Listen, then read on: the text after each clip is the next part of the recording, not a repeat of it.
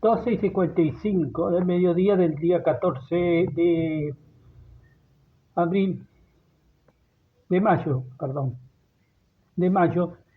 Y ahí lo que muestro es justamente la perforación exacta, no hay, es ajustada una baldosa, ¿verdad? Estaba explicando esta precisión que es razones obvias, ¿no? En las que encontré estas piezas, ¿no? Encontré, entre comillas, por razones obvias tengo esta precisión. ¿Mm? No soy adivino, simplemente estudio las cosas y voy tomando conocimiento de las maneras. ¿Mm? Bien, como nota tiene inscripciones. ¿Mm? Bien, tiene dibujos, está trabajado. ¿Mm? Bien,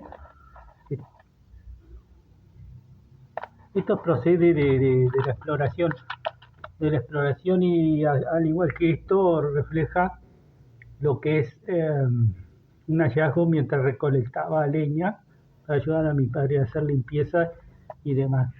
Y algunos eran de la costa, ¿verdad? Y aparecían cosas en esa costa y en otros lados, porque además cuando iba a pescar a otros lados también buscaba y ya tenía práctica de conocer los aspectos de las piezas que podían ser útiles. ¿Mm? Ver a precisión exacta, bueno, quiero que entienda que esto estaba acá, en un espacio así, en profundidad, ¿no? Ahí, por algo. Y yo digo, cuando sostengo las versiones, hay unas versiones que dicen que esto ya estaba en la casa, y yo digo que los valores que hay acá los he traído yo, que lo que hay en la casa, lo que había en la casa, era un objeto que encontré allí, ¿ves? En la pared aquí, era que justamente refería, al igual que otras señales que hay en la casa, a las épocas de que tenía expectativa por los hombres fuertes, ¿no? Y en la época que buscaban gestarlos de joven, criarlos hombres fuertes, hombres sanos, digo, limpios, le decía. Y también simpatizante de los nazis, ¿no? Si bien no se había fomentado suficiente la propaganda negativa de los nazis, pero así funcionaba, ya en los 50 y en los 60 todavía. Y lo que encuentras son como simpatizantes nazis que hablan y promueven lo que es el desarrollo de ese tipo de figuras fuertes. Y aquí trabajaron y en mí también buscaron, algunos me llamaban zar, otros vieron que mi abuelo me quería poner Fidel de nombre, no le permitieron, hubiera completado el problema mío, ya que los rasgos supone, y fue muy trabajado eso, y para que vea que había simpatizantes de ese tipo de régimen que los creían más justos, ¿no? En lo popular en los pueblos, ¿no?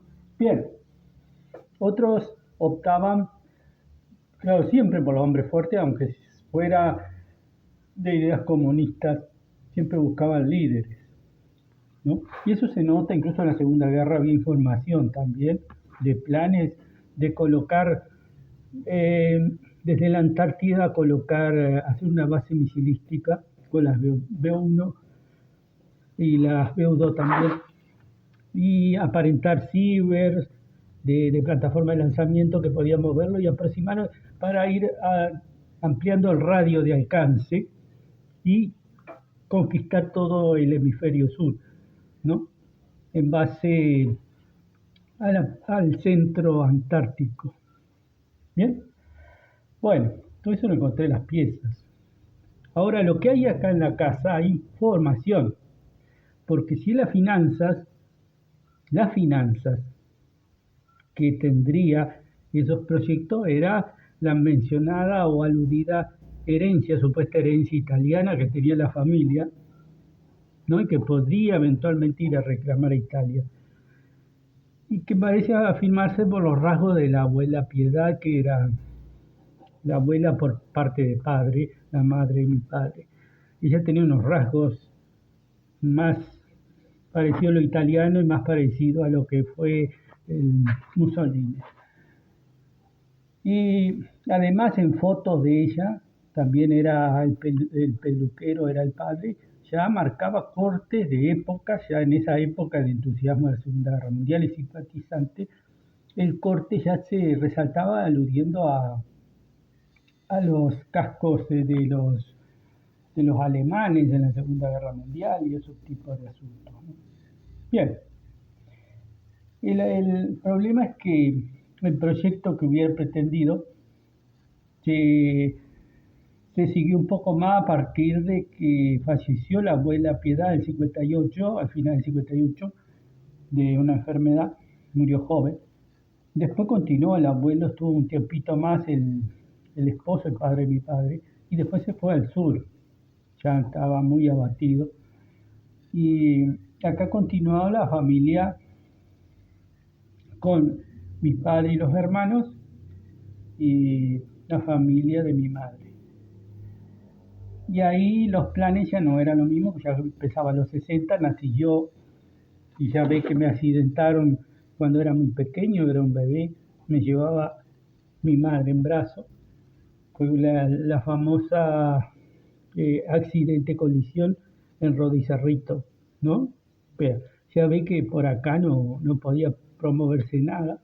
Sin embargo, fueron siguiendo los acontecimientos y de alguna manera siempre había cierta expectación al respecto, que podían superarse las condiciones, pero bueno, no fue así.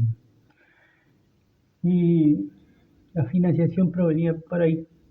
Lo demás lo he hallado yo en una época desde que volví a esta ciudad y comencé mi hobby de exploración paleontológica y arqueológica, las recolecciones en las costas empezaron una época de mucha tormenta, mover mucho el agua y aparecían cosas que provendrían de la orilla, pero debajo del agua.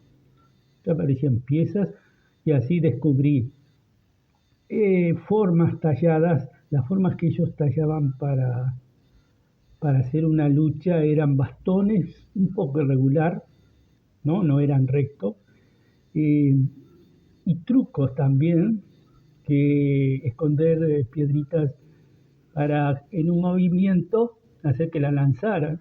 Incluso le hacían canales como si fuera a lanzar para el efecto parecido a la pelota vasca, la de canastillo, bueno, para justamente alterar al enemigo de esa manera, al contrario, no es el enemigo porque luchaban entre los nativos.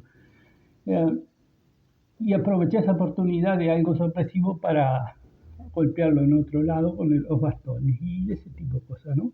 También planeaban las lascas, es decir, una pequeña, no es lasca que se dice, sino una quebradura que pudiera continuarse en un momento y sacar una punta de donde no existía y no se notaba.